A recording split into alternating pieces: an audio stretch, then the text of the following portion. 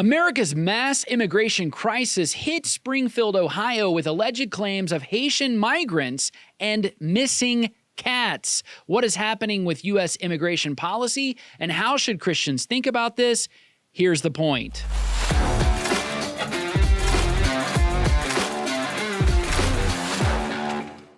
Well, today, if you are on X, there are growing reports from Springfield, Ohio, that common household cats are being abducted and eaten by local Haitian migrants. Currently, the Springfield Police Department says there has been no reports of stolen pets, but local residents have complained to the Springfield City Commission that ducks at local parks have been eaten by Haitian migrants, and Haitian squatters have been camping outside homes of local residents. While the facts on the ground are not quite clear just yet, hold for community notes, what is in plain view is that the current immigration policies are causing major disruptions all across the United States, with a rise in violent crime, sexual assault, drug and human trafficking, and theft. Many citizens in the U.S. are fearful for their safety, and that is no coincidence nor a product of mainstream media's scaremongering. In fact, most of these crimes are going unreported. Springfield, Ohio, a town with a population of roughly 60,000 citizens, is now, like many other cities in America, host to a growing migrant community of 15 to 20,000 people. In this case, Haitians, who have all immigrated to the United States over the past 4 years. And this has happened legally, or at least it was made legal under the Immigration Parole Program.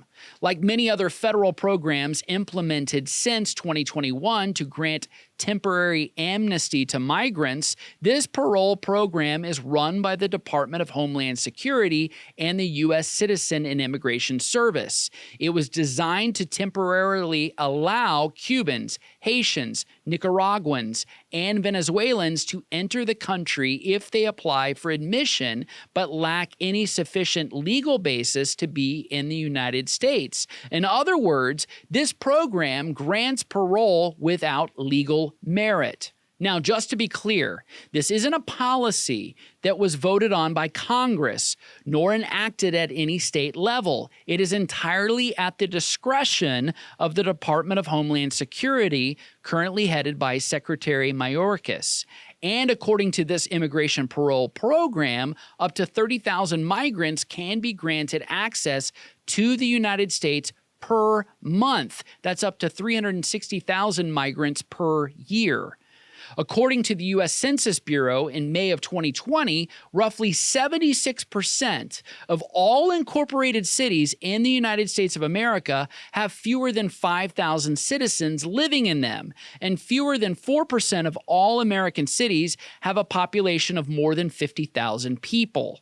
That means that under this immigration parole program, the Secretary of Homeland Security, without an act of Congress or coordination from state and local authorities, can unilaterally decide to grant temporary legal status to over 30,000 Cuban, Haitian, Nicaraguan, Venezuelan migrants per month to locate anywhere inside the United States and turn the local population completely upside down.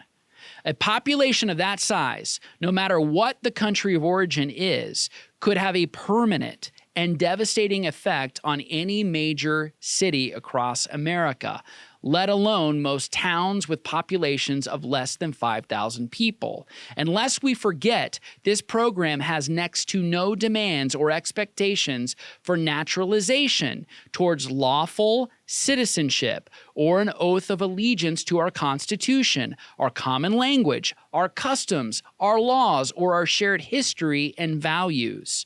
Is this kind of immigration policy the compassionate thing to do? Is it the right thing to do? Here's the point.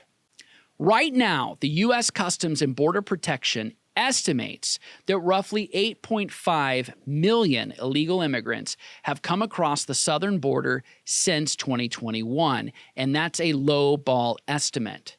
Right now, in the United States, there are roughly 46.1 million people who are foreign-born with no previous tie to the United States. These facts alone reveal the troubling humanitarian and national security crisis we have in our country. As Christians, we must recognize that everyone is an image bearer of God.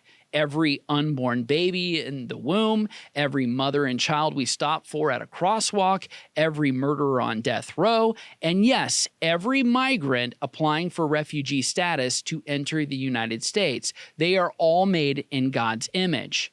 But we would also do well as Christians to recognize and not to be naive to the fact that much of America's identity politics is dominated by what preferred victim group is deserving of our compassion and protection one day, and which groups are worthy of our disdain and hatred the next. Right now, those conversations are dominated by left-wing organizations like Planned Parenthood, ACLU, Open Societies, and PETA. But what happens when Open Societies decides to have PETA for dinner? You can see the obvious contradiction and problem. The church has a responsibility to fulfill the Great Commission by evangelizing and discipling our neighbors at home while sending missionaries to nations abroad. That's how it's always been done. The government has a different responsibility altogether: to wield the sword as God's appointed deacon of justice, safeguarding the rule of law, punishing evildoers, promoting the common good. And this would include defending its sovereign borders and protecting its own citizens. While Christians have a role in participating in both the church and the state, problems arise when Christians confuse, conflate, or blur the distinctions of church and state. The duty and the responsibility of the church is not the same as the duty and responsibility of the state. The state must recognize the dignity of every individual, true enough. But this does not mean weaponizing compassion against its own citizenry or adopting lax immigration policies that present a humanitarian crisis for the immigrant and a national security crisis for the nation. The scriptures continuously warn us about God's looming judgment over the nations and God's judgment of any nation that forsakes him and turns its back on its own people.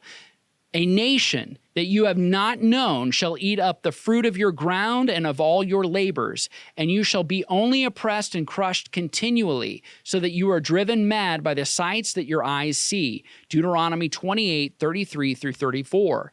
Today's story in Springfield, Ohio, is but a microcosm of our looming immigration crisis in America.